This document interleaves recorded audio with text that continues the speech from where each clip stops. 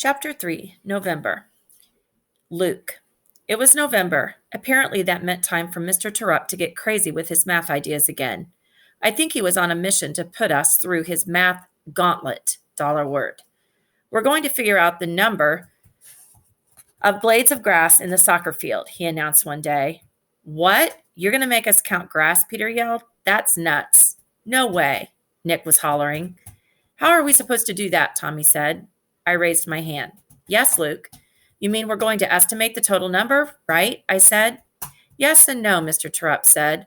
We'll actually do some calculating to get a reasonable approximation. I was beginning to think that Peter might be right. Yes, it's going to be difficult, but I know we can do it, Mr. Terupt said. Besides, if everything we did were easy, then you wouldn't learn anything. We need to be challenged in order to learn. Mr. Terupt was right about it being a challenge. None of us had any idea how we were going to count blades of grass, but we did. First, we decided we wanted to count 10 centimeter by 10 centimeter squares, which was my suggestion after Mr. Terupt talked to us about sampling and how our government gets population numbers. Then we measured the squares on large pieces of cardboard and cut them out. So we were left with a piece of cardboard that had a 10 centimeter square missing in the middle. That was Mr. Terupt's suggestion. Now, it would be easy to toss our piece of cardboard around the field and collect random 10 centimeter samples. So far, so good. Time to head outside. We marched downstairs and out the front doors by the office. Then we stampeded down the sidewalk until the end of the building. The soccer field awaited us on the side of our school. Peter. She was bent over counting blades of grass. It was the perfect opportunity. Mr. T was busy helping someone else, so he wasn't going to see me in action. I gripped the cardboard with my best hand, dipped my knees a little, and let the frisbee fly. It zinged through the air on the mission like a missile from a fighter jet. Bullseye. Ow! Lexi shrieked. My tush! I almost died of laughter. I dropped to my knees. I laughed so hard I couldn't stop. I couldn't catch my breath either. Lots of other kids were laughing too. Lexi yelled something about her tush and me being a jerk. Everyone that missed out on the fun kept asking, What happened? What happened? Everyone except Mr. T. He came right over to make sure Lexi wasn't injured. Lexi was holding her tush and hopping up and down saying, ow, over and over. She's a total drama queen. Usually a teacher checks the spot that hurts, but I don't think Mr. T was real big on that this time. Peter, it's not funny, Mr. T said to me. Someone could have been injured. You're lucky you didn't hit anyone in the eye. Go sit down. I sat down. It was no big deal. If you'd been there, you'd agree. It was super funny. Luke. We spread out all over the place, tossing our cardboard squares and counting the blades of grass. Peter, however, was flinging his square like a frisbee, even though Mr. Terupt had warned us that it wasn't a toy and to be careful throwing it. Maybe if things had turned out different that day, they would have turned out differently in the end, too. I think what happened on the soccer field just sets us up for disaster later on. So Peter was being his typical sneaky self, flinging his square and counting here and there. But as soon as he spotted Alexia bent over her square, he wound up and sailed a beauty in her direction. It was a perfect delivery that tattooed her fanny. Ow! She screeched. Luke, what the heck? What happened? Mr. Terupt instantly twisted. Like someone just hit me right in my tushy with their square, Alexia cried. The old buttocks again, huh? Mr. Terupt said. You okay? Yes, Alexia said. Mr. Terupt turned and looked out at us. We were laughing our heads off, and I swear I saw him smile as he shook his head at the whole scene. Peter, come over here, please, he said. Why me? Peter complained. Because we all know how much you like the buttocks area, don't we? Classic Mr. Terupt. Instead of blowing up, he was funny about it, but in a serious way. He sat Peter out for the rest of the activity and had a talk with him. Peter didn't pretend to be innocent, but like I said, I think this set us up for later. The whole thing seemed funny. No one got hurt. Peter sat out, and that was it. Once we finished tossing and counting, we headed inside where we learned how to average all our data. Then we took our average number and used it to predict the soccer field total by figuring out how many of our squares could fit inside the field. The number of blades of grass in our soccer field equals 77,537,412. This isn't an exact answer, of course, but it is an accurate estimate based on all our calculations. Shoo, I learned so much doing that project. It wasn't the stupid easy stuff I was used to getting from my teachers, that's for sure. We were math wizards. Jessica. Things weren't going well. I had betrayed Alexia by being nice to Danielle, thinking that this was what Belteal would have done, and then Danielle suddenly turned on me, without warning. I knew Alexia was behind it. I was alone, except for the friends I had in my books, like Belle and Anna.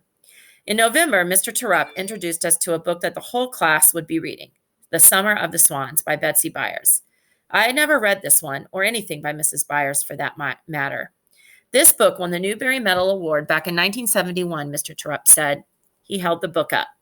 It's not full of action like you guys tend to think of action, but it is a beautifully written book that's going to give us an awful lot to think about, learn from, and maybe even change because of. I straightened up. I was excited. Peter moaned. As for Alexia, well, she was somewhere in La La Land. The boys made faces and the girls exchanged glances. Then Mr. Terupt went a step farther.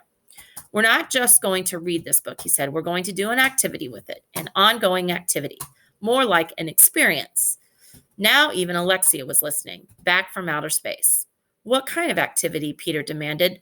Not some sort of stupid book project, I hope. I hate those. No project. I don't really like those things either, Mr. Terupt said. What did he have in mind, I wondered. You're going to make us dress up as a character, aren't you? Alexia said. Ooh, I love doing that. Get real, Peter said. Will you guys be quiet and let Terupt finish, Jeffrey said. That worked. No more interruptions, and Mr. Terupt continued. I want you guys to think about this book in the story. There's a boy with Down syndrome that's a mental disorder named Charlie, and his older sister, not much older than you guys, named Sarah. They have a pretty special relationship. That's what I want all of you to think about. Mr. Terupt stopped for a second, yet somehow we stayed quiet. He continued. So what you're going to do is visit our collaborative classroom downstairs over the next few weeks. You'll go in groups in the mornings and the afternoons and simply spend time with these children doing what it is that they do. Mr. Terupt, I raised my hand. What exactly is the collaborative classroom? Still being relatively new to the school, I didn't know. It's where all the retards go, Peter said. Alexia laughed. I hope you'll answer that question a little differently after this experience, Peter, Mr. Terupt said, his tone very serious. It's a classroom for children with a range of special needs, Jessica. Mr. Terupt continued. Some of you are probably a little nervous or even scared. That's why you'll go in groups. I hope you'll feel different afterward, too. My group consisted of Anna and Jeffrey. I still hadn't quite figured Jeffrey out. On the other hand, I'd been eating lunch with Anna ever since being ostracized by Alexia and her clan. Danielle was back in, I was out, but I didn't want back in. I much preferred my time with Anna. She's quiet, but she's a lot smarter than everyone thinks. She's the only girl smart enough to stay out of Alexia's nonsense. Her mom's advice, she told me. We haven't talked about her mom or any of the stuff I learned from Danielle, and I haven't told her anything about me either. For now, we've kept our secrets, and that's okay. I like Anna. She'd make a great friend to a character in a book or in one of Dad's plays. I know she's going to be a good friend. We were very quiet on our first trip downstairs. Not one of us uttered a single sound. My hands longed to hold a book, but I hadn't brought one, so I bit at my fingernails and cuticles instead. It's funny how when you're anxious to get somewhere, the journey seems to take forever, and when you're not too anxious, the journey is over in no time. My journey from California lasted about as long as a ride on the Viper roller coaster, and our journey to the collaborative classroom took no time at all either. When we arrived, it was clear the teacher was expecting us. Hey guys, she said, welcome to our collaborative classroom. I'm Miss Kelsey. We introduced ourselves and then she led us inside. This is Joey.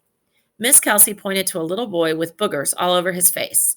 Can you say hi to our friends, Joey? Miss Kelly asked. Joey waved in our direction. A gigantic smile stretched across his face. And this is James over here, Miss Kelsey said, pointing to a different boy. James looked pretty normal to me. He didn't say hi to us, though. He didn't even look at us. This is Emily over here. The little girl Miss Kelsey pointed to was very cute. She had drool all over her face and hands and arms, and she moaned a lot. A different teacher used sign language as she tried to communicate with Emily. The teacher struggled to maintain eye contact with her. She told Emily to say hi. That's Mrs. Warner helping Emily right now. Emily tried to say hi to us, but I could tell she wasn't particularly good at talking. There were a few other children in the room, and Miss Kelsey eventually introduced us to all of them. I became distracted at this point because Jeffrey had walked over to Joey and started playing the game Memory with him. I couldn't believe it. I heard him say, "That's a great job, Joey. You're really smart." And Joey smiled. Anna and I were on our way out with Miss Kelsey and James and Emily to help them do their jobs. Before we left the room, I saw Joey give Jeffrey a hug. Jobs turned out to be sorting the plastic forks, spoons, straws, and napkins for the cafeteria. Miss Kelsey poured the utensils on the table, and James said, 712. I looked at Anna, puzzled. What do you mean, James? I asked. 712, he said again, looking down at the table. Does he always say 712? I asked. I figured he was yelling out random numbers. No, James is telling us that there are 712 utensils on the table, Miss Kelsey said. 712 utensils on the table, James repeated, this time looking at Anna and me and swaying a little as he stood. Great job, James, Miss Kelsey sounded so excited. You looked at our friends when you said that. Miss Kelsey, do you mean James is right? Anna asked. Are there really 712? Is it the same thing amount every day or something? Well, I haven't actually counted them to double check and know. It's not always 712, but James has never been wrong before, Miss Kelsey said. Anna and I exchanged astonished looks. I was confused. James had done this amazing counting, but Miss Kelsey seemed more excited that he had looked at me. I wanted to ask questions, but decided to wait. I didn't know if asking was appropriate. We finished up the jobs and walked back to get Jeffrey. Jeffrey was still playing with Joey, as well as a couple of other kids now. He was helping them paint. Jeffrey, I said. He looked up. We have to go back now. Oh, okay. His shoulders slumped. He turned to the kids. I've got to go, guys. I'll be back soon. Then it was hug time again. We thanked Miss Kelsey and headed back upstairs. We didn't talk on the way through the halls. I think we were both and all trying to put our thoughts in our brain.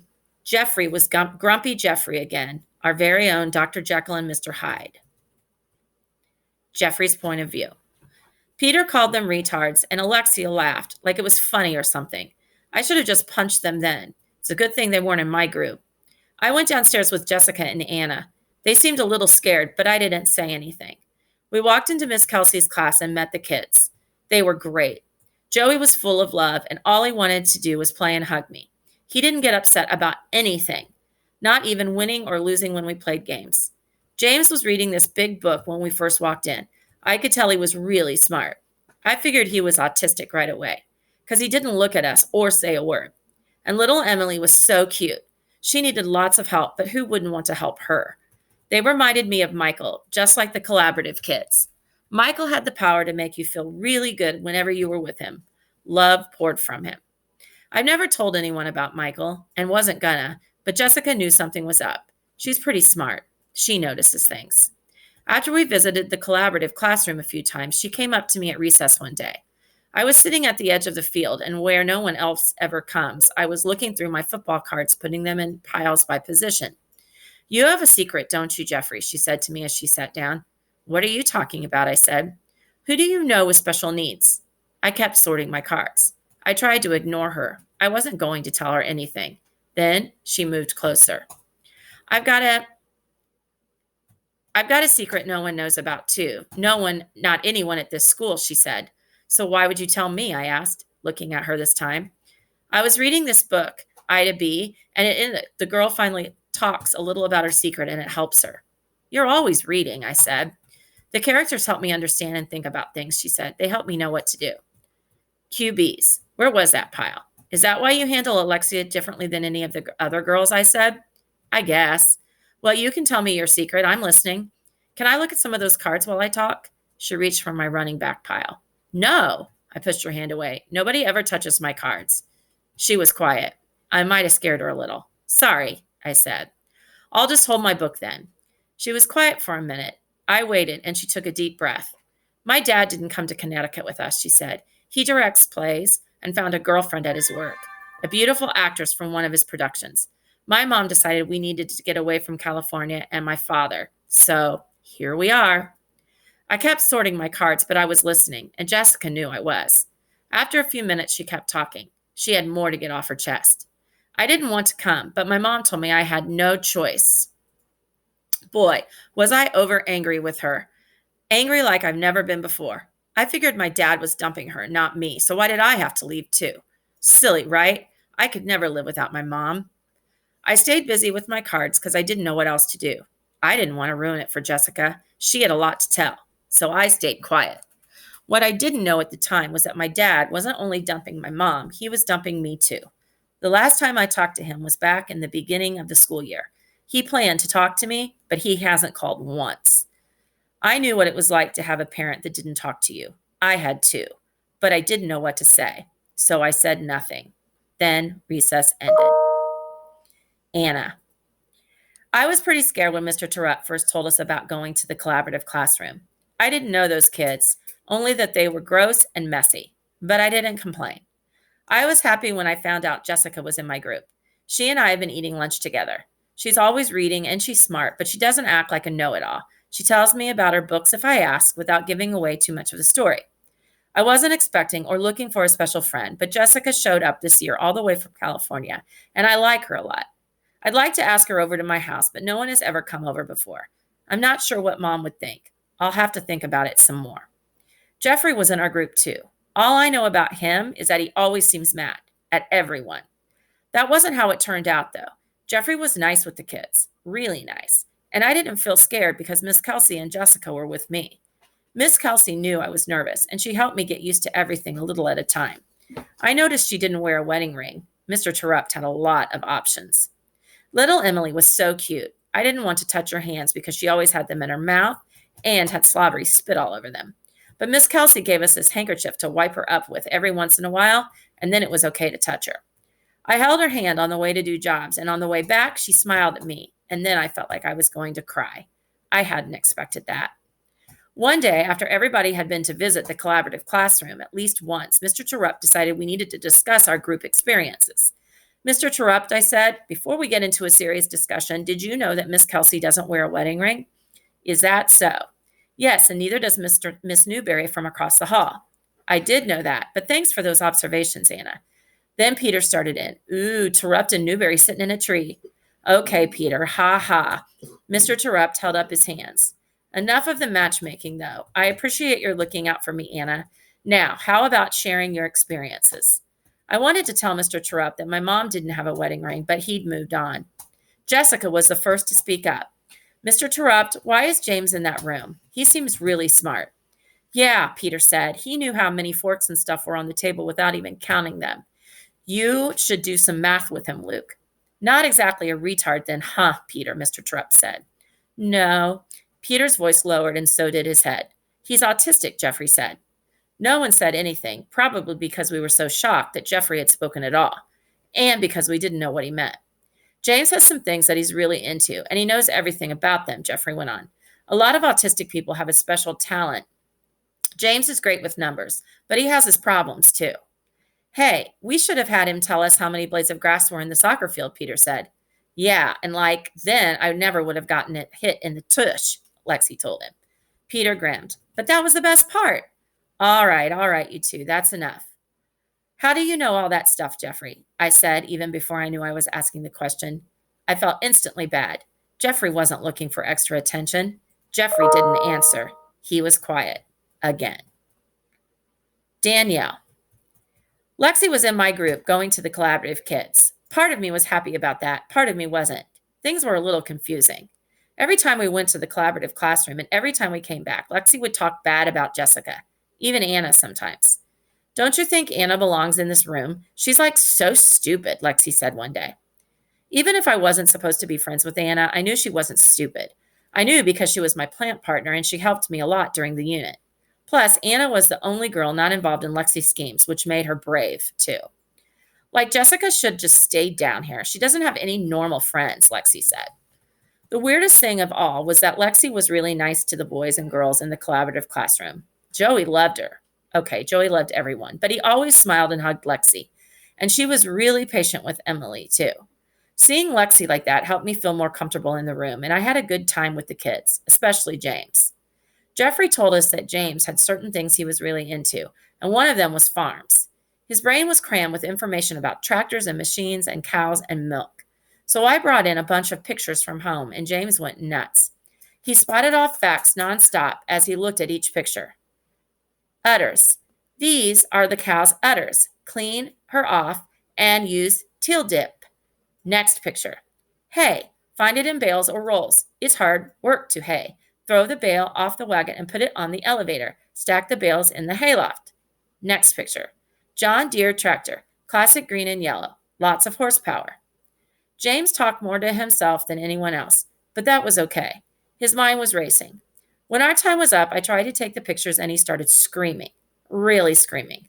Not words, just noise, just really loud noise. It scared me. I let go of the pictures and Mrs. Warner came right over. I got out of the way. He can keep them, I said. That's very nice of you, sweetie, Mrs. Warner said. James, can you say thank you to your friend? James yelled, and she struggled to free his body from Mrs. Warner. James has a hard time knowing when time is up and switching to another activity, she said. I felt bad for James, watching him have this meltdown. It's okay, I said. You can keep the pictures, James. Bye. More yelling and crying and screaming. I hoped he would calm down soon, but I had to leave. I wanted to go. I didn't like seeing it. The whole situation upset me, and I think that was what gave me the courage to say something. We had just gone out into the hall when Lexi started right in. Like, what a weirdo. We better fix him up with Jessica. She's the weirdest one in our class. Stop it, I exploded. Why do you always have to be so mean? You're nice in the room with them. Why do you have to be mean now? Fighting back tears, I turned and ran toward the hall. He likes cows, Lexi yelled after me. Maybe he should date one like you. Hot tears streamed down my cheeks. I ran upstairs and into our bathroom. Jessica was there. Are you okay? She asked. Here was my Terupt friend. I knew it now. I'm sorry. I've been mean to you, Jessica. I won't do it again. She walked over to me and we hugged. I feel better. Dear God, it's Danielle. I know now that Jessica is my real friend. I pray that you can help Alexia not be so mean. And I pray for James. He was awful upset today. Please help him feel better and learn to handle when time is up. Thanks. Amen. Alexia. Like Peter knew what he was doing out there on that soccer field, hitting me with that frisbee. So like I was constantly reminding him that he had killed our plant. I told you so, I kept telling him. Yesterday, he told me to stop annoying him. Peter's always picking on me. I bet it's because he likes me. Like all the boys think I'm pretty. They like my fancy clothes and sparkly lip gloss. They sure don't look at Danielle. Like she's got so upset with me. She's never yelled before. But she must be getting braver as she gets fatter. I'll have to fix things with her again. I do like going to the collaborative classroom. I don't have to worry about things down there. The kids in that room love you no matter what. It's nice. Teach had a good idea with that one. Joey likes my feather boas. I always wear them to his class so he can see them. Like, I think I'm going to ask if I can put some lip gloss on Emily. I think maybe she'll like it. Like, every girl should try some lip gloss.